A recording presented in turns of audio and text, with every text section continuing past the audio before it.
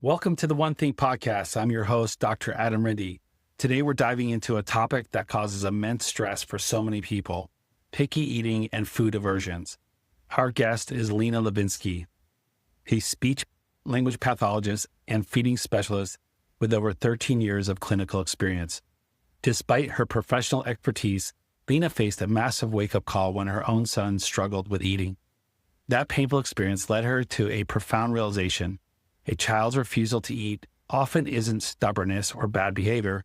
Rather, it's fear and nervous system dysregulation. In this episode, Lena shares why traditional feeding therapies often miss the mark by only focusing on the food on the plate. Instead, she introduces us to a whole child approach, exploring how gut health, mechanical skills, sensory processing, and even sunlight impact a child's ability to eat peacefully. If mealtimes have become a battleground in your home, you won't want to miss this conversation. Let's begin. To the One Thing Podcast. It's great to be here with you today. Thank you for having me. You're welcome. I'm excited to dive into this very important topic. As I mentioned previously, it's something that I've really wanted to share with our audience. So many people struggle with concerns related to picky eating and having food aversions, and it's such a frustrating situation for the whole family.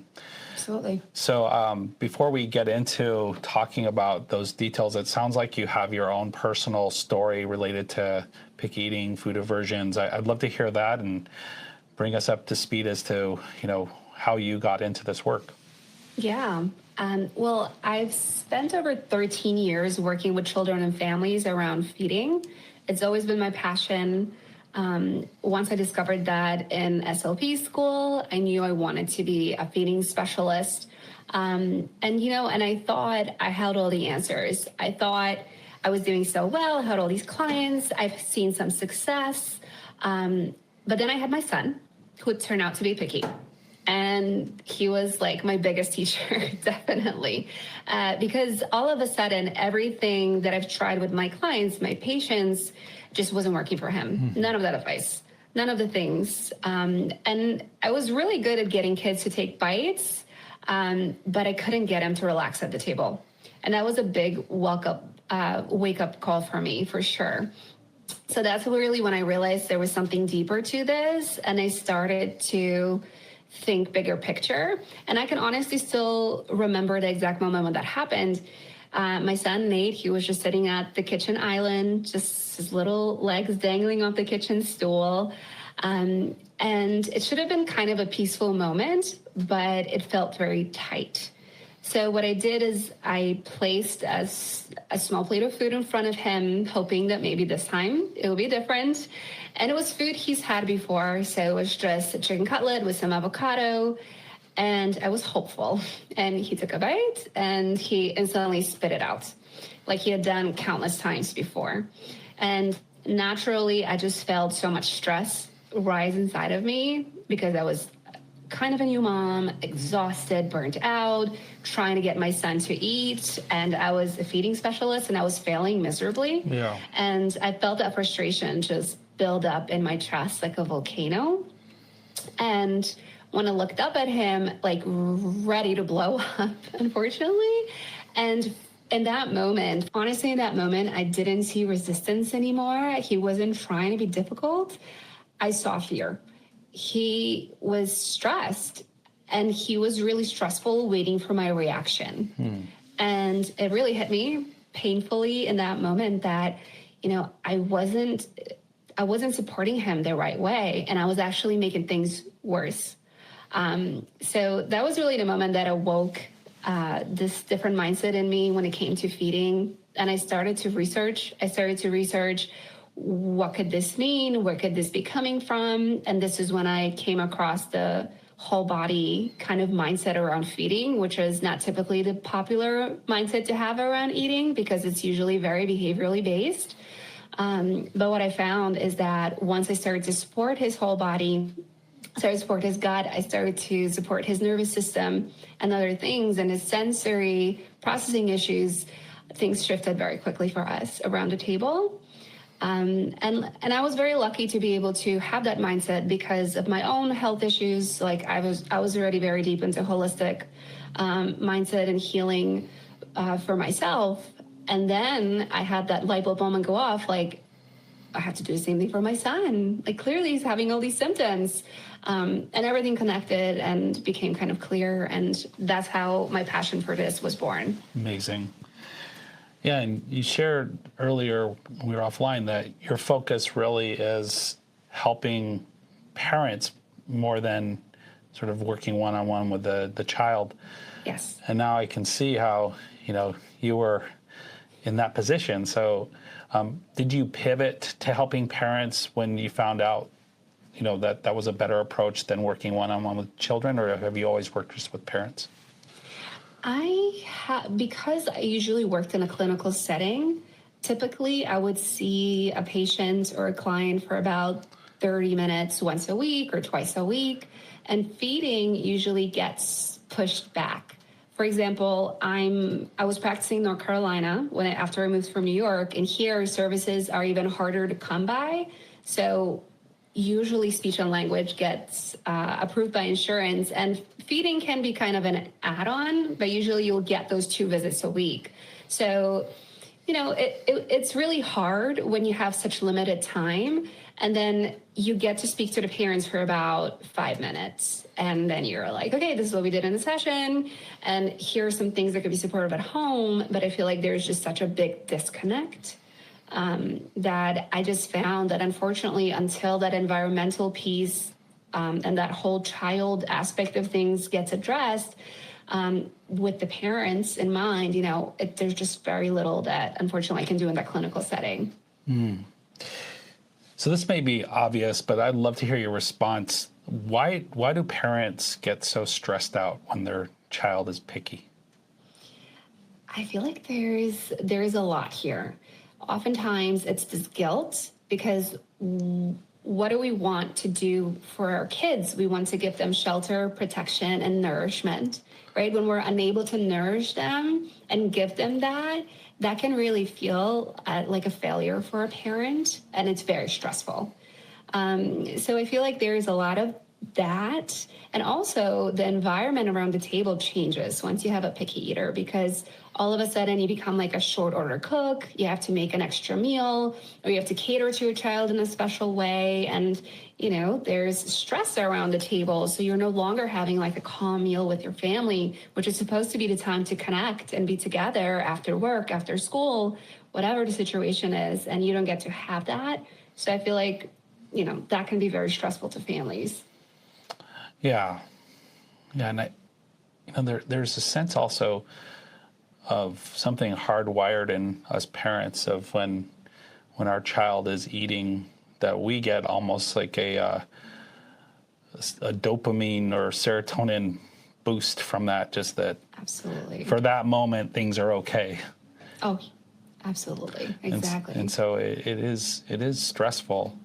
But it sounds like most parents are misunderstanding like really what's going on here, including myself. I'll be first to admit these scenarios have cropped up in my life, and it's so hard to understand. And what are we misunderstanding?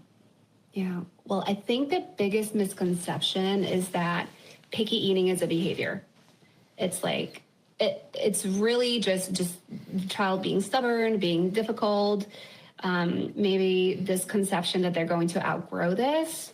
And perhaps there is a time and place for that developmentally as kids learn how to eat, but it's usually very short-lived. Once it's longer than a few weeks, once it's a pattern that brings a lot of stress to the family and it's over and over, that's really when picky eating turns really into a deeper issue. And I think it's just misunderstood as a behavior that's going to pass. Mm-hmm. Okay. So in your particular example that you used, there was sort of a anxiety about your response or that your son was experiencing. Is that pretty typical of this journey? I think there's a lot of nervous system dysregulation that is kind of behind some of these behaviors and some of these issues. And stress shows up on both sides for the child because they're being asked to do something that feels unsafe in their body, right? Because they're being asked to eat something or in a certain way that they don't feel comfortable. And eating is very invasive. And for the parents, because they're failing, they're not able to feed their child or they're stressed out because this becomes like this big ordeal and task. So I do think there's a lot of stress that goes along with picky eating. Mm-hmm. So the contributors to this, that from more of a science perspective, like that the child's experiencing and some of the drivers of this behavior, what's going on beneath the surface? There could be many different triggers for this, right? When we look at the biological perspective, and in my framework, my Bloom framework, B stands for balanced health, right? So it's things like, it could be things like constipation that are setting things off. It could be things like reflux. It could be a diagnosis of PANS and PANDAS. It could be a developmental delay. It could be things like mold exposure. There could be so many environmental factors that bring on these symptoms of picky eating. Could be a lot of things going on there, as well as gut health related things, right? When we have overgrowth, when we have a leaky gut, typically we get unnatural cravings for a lot of carbs and sugar. And just our appetite signaling can be disturbed. Our hunger signaling can be disturbed. Just as our rest and digest state is unfortunately affected by a lot of these things. So I'm just touching on the surface here. There could be a lot of different root causes for it. But typically, when something is going on with the child's health or within their gut, picky eating can be a symptom of that. Okay.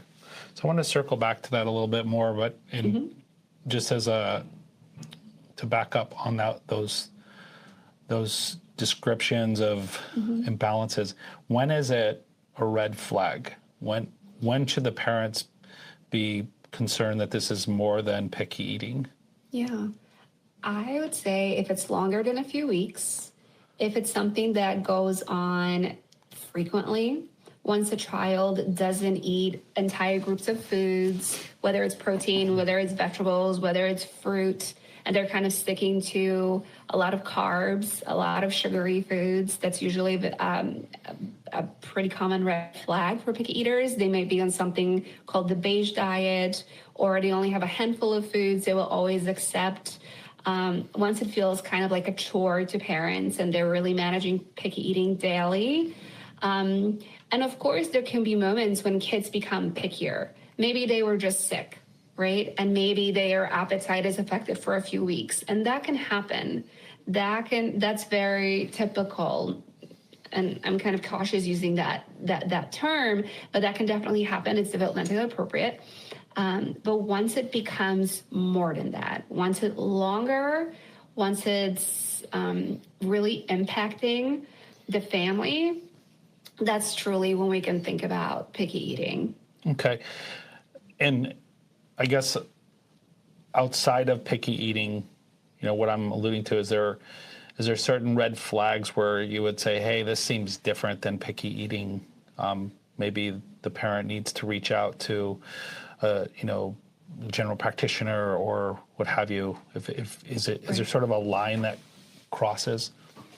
Yeah, I think absolutely. Because once they're losing weight, once they're kind of like failing, or maybe they're not on the growth chart, they're very small, that could be a concern. Once it's really affecting their health because they're not getting the nutrients they need, or when there's just so much anxiety around eating, when it's becoming like a psychological feeding issue, I definitely think parents should reach out to, a psychologist or their MD, their pediatrician, see where they can be maybe referred out to, or what they can do, how they can support them in that way. Yeah.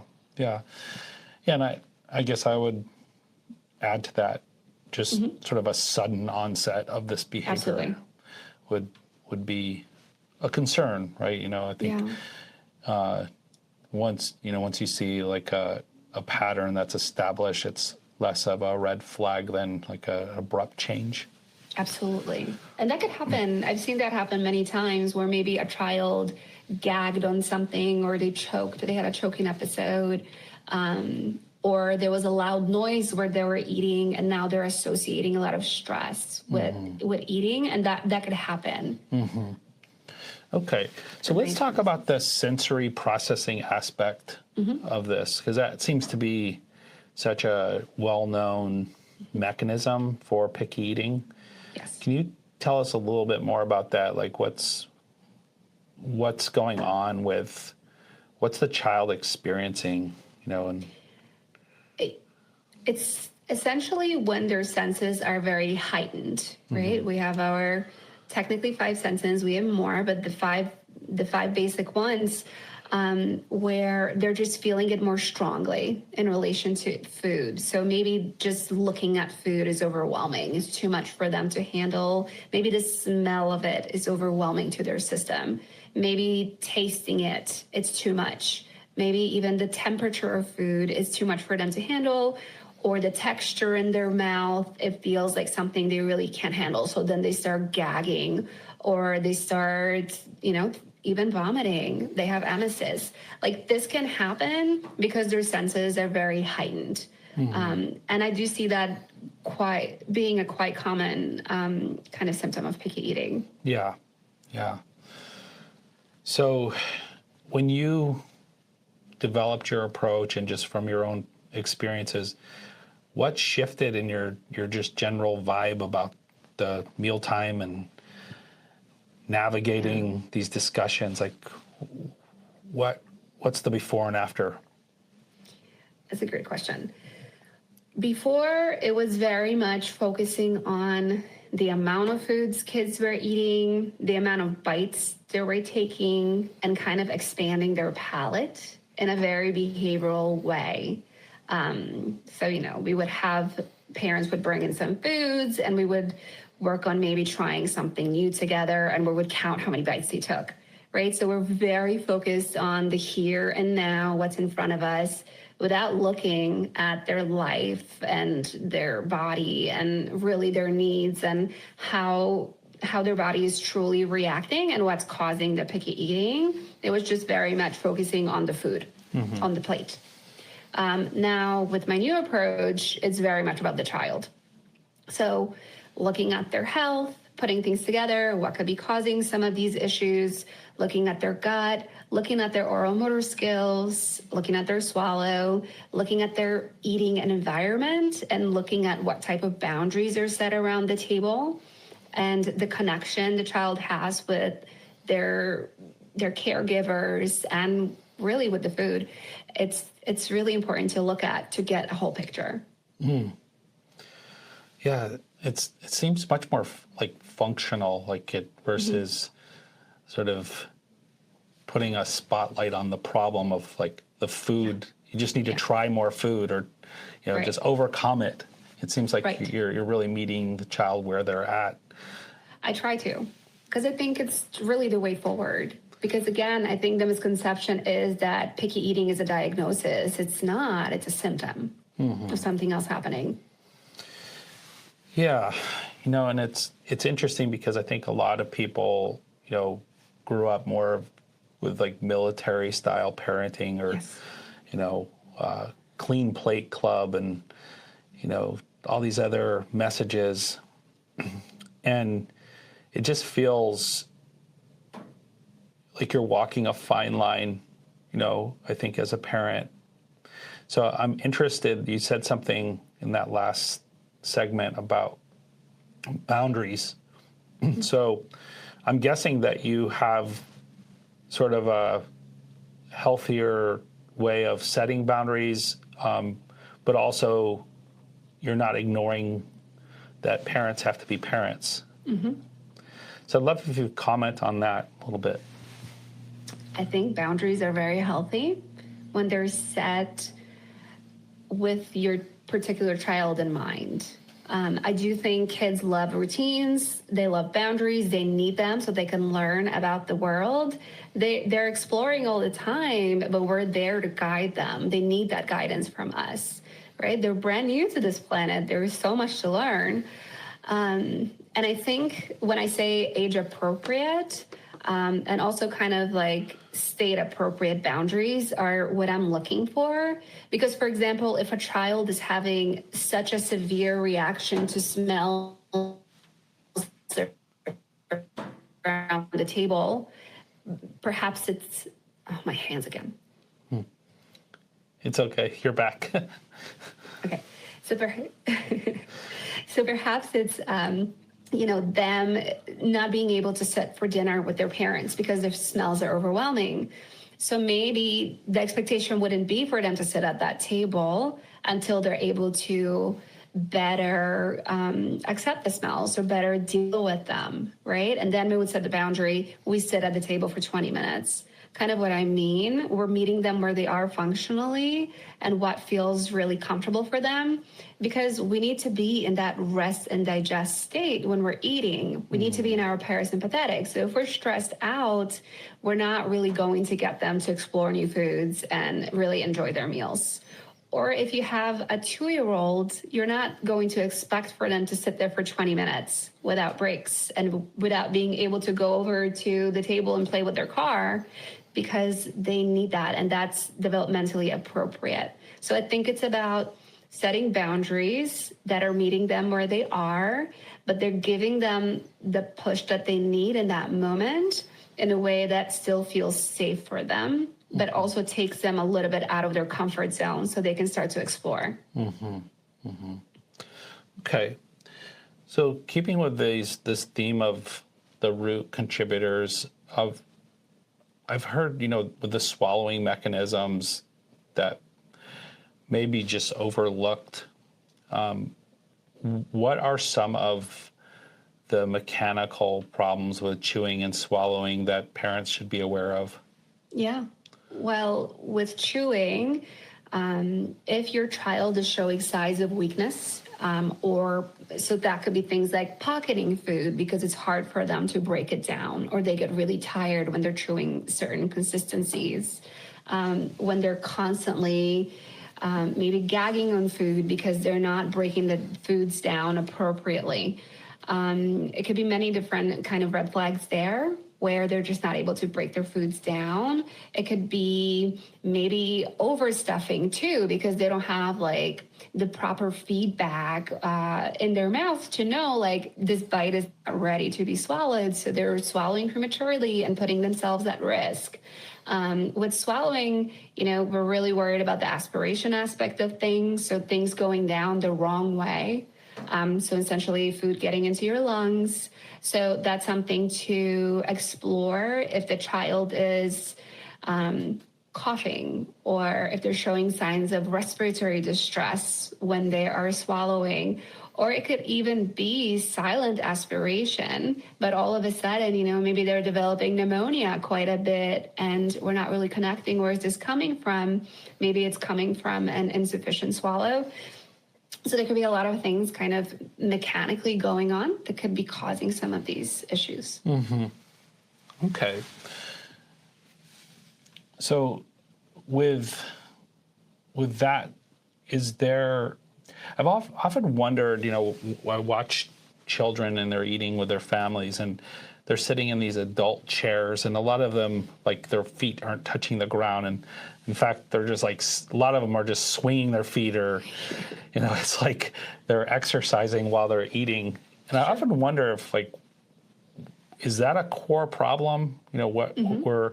How we're expecting them to sit in these high chairs with no support, and does that feel unsafe to a child? It could. I mean, for us as adults, we're always looking for stability as well, right? Children are as well. So when their posture is off, maybe they're leaning to the side looking for stability, or maybe they're leaning forward looking for stability, that can definitely impact. their swallow in some way, especially as they're learning and exploring new textures and foods, and their system is kind of immature. So definitely. So I always, when I'm working with a child, I always talk about this with parents, is finding ways to give them stability. So whether that's using a stool under the chair or having a more supportive high chair, whatever the seating is, you do want a place where you can actually put their feet. Because as adults, like if you sit up and you put your feet up and they're hanging up and you're trying to eat, like it's going to be hard for you. Yeah. So think about your kids. It's going to be really hard for them. Yeah, I mean, you're essentially engaging your abs, while you're eating, and your diaphragm, and it's So I don't know what the solution is, especially families sitting around the table wanting to have dinner together, and there's all kinds of body sizes at the table. So I'm sure someone's thought of, besides having just a separate table for the child, I'm sure there's something out there. I just haven't heard of it. Yeah. Well, some high chairs right now are really supportive and grow with the child, where eventually, like, you even remove the restraints in the seat and it just becomes like an adult chair, and you can adjust the stool. Like the Stokie chair does that.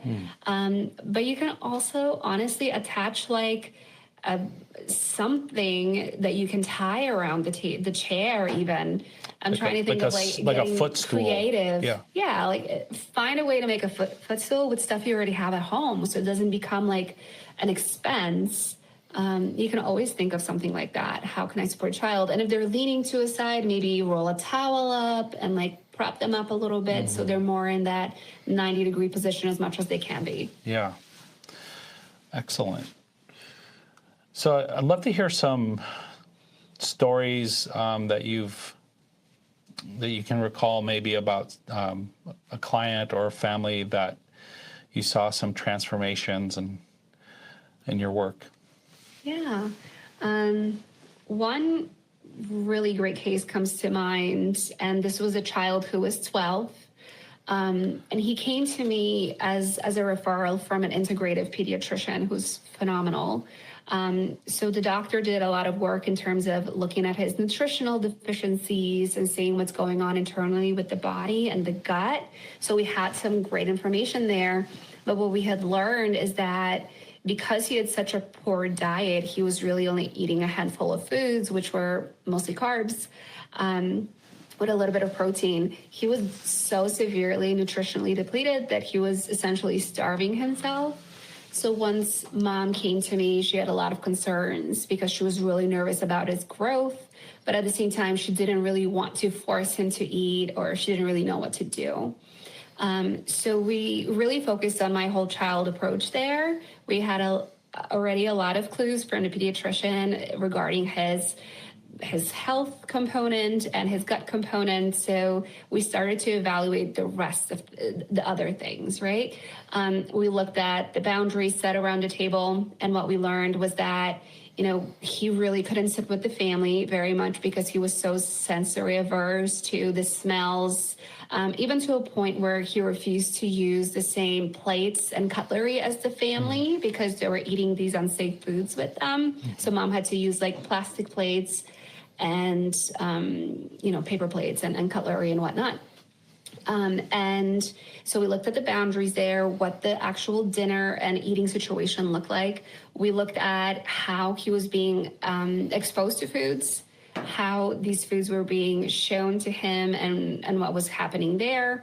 And we looked at his oral motor skills. And what we found was that he was chewing for quite a bit of time, but overall his skills were pretty good when it came to oral motor development. But the pediatrician started supplementation, and because of his age, he was very willing to try these different things. So they were able to start to nourish him from that perspective. I spoke to mom about gut health. We talked a lot about sun exposure and how that influences gut. We talked a lot about the environment, how that influences the gut. We talked about nourishing foods and feeding the birth microbes and different things that she could do that were easy additions to his current diets. He was drinking a smoothie, so mom started to add in some ingredients, very tiny things that he was accepting. We also added meat stock to his diet because he would eat matzah soup every week. And so instead of just doing a typical matzah soup, mom swapped out the broth for a meat stock just to nourish his body a little bit more. And it was like these little things and little boundaries we sat around the table that slowly but surely calmed him down, gave him a lot of regulation, gave him the nourishment he needed, that he started to expand his diet. It went from eating just a very specific type of homemade schnitzel to eating homemade fish, eating steak every week, which was a big goal of mom because she really wanted him to have the nutrients from red meat. It turned into trying about 30 different types of vegetables that were his idea, going from being chronically fatigued to having energy to play with his brothers and start karate and order things at restaurants. I mean, and it was a pretty quick transformation because once we started to really address these biological needs of his and offer him a supportive environment, it was a pretty quick turnaround when it came to eating. Amazing. Yeah, I love hearing sounds like one of your underlying philosophies is healing the gut. Mm-hmm. It's a big part of this. That's speaking my love language. So yes, it's good stuff. So, yeah. And what I'm hearing with that is, with the creative ways to get nutrition into the body that wouldn't cause additional aversions, and there's definitely ways of doing that. And what's interesting too is that our environment and the sun influence the gut just as much as nutrition does, right? So sometimes it's even lifestyle changes and nervous system regulation that can really be the first things you do before you even address nutrition, if it's such a big issue. Yeah, I'm curious, the sunlight piece. Tell me more about that. Yeah, so we learned that the sun spectrum is very healing to our body, and it greatly influences the gut and microbial diversity and just kind of getting rid of the bad guys. So going out during different times of day, during when the sun is rich in red and infrared light during the morning and in the evening, and UVA light and UVB light for different body functions, it's just so key. And it can really turn the gut around quite quickly. It's incredible. That's for beautiful. Our microbes. So don't live in Seattle like me. This is why I'm in South Carolina. Yeah. I think a lot of interesting research is coming out on the mitochondrial aspect of the gut. And absolutely. And yeah, like you're saying, light is so instrumental in mitochondrial function. Yes. So I think that's cutting edge stuff that you're doing. Oh, well, thank you. It sounds more like nature cure type philosophy, but I think the more the science is catching up with why is on its way with the look at mitochondria and gut health. So that's great advice that you're giving. Thank you. So just to recap, can you just review again your core framework, the acronym that you use, and yes, just any more details about that? Yeah. So my main framework is called the Bloom framework. So B stands for balanced health. So again, looking at any type of symptoms there that could be influencing eating negatively, or any type of diagnoses that could be affecting eating. So things like, constipation or nutritional deficiencies, nervous system dysregulation, blood sugar issues, anything like that could be affecting our cravings and our feeding in general. L is learned oral skills, and that means the oral skills in our mouth and also swallowing. So we always assess there to see if they're chewing appropriately, if they can break the food down, if they can actually swallow it safely, because I think that's really important to look at. The first O is optimal microbiome. So again, the gut-brain connection. So looking at that rest and digest, looking at their digestive system, any overgrowth, leaky guts, because that's going to manifest in a lot of picky eating tendencies, such as unusual cravings for those carbs and sugars, and appetite issues and digestion issues. And also it could be things like hunger cues, like maybe not feeling when you're hungry enough, or maybe you're eating too much because you don't really understand when you're full. So that can also be affected there.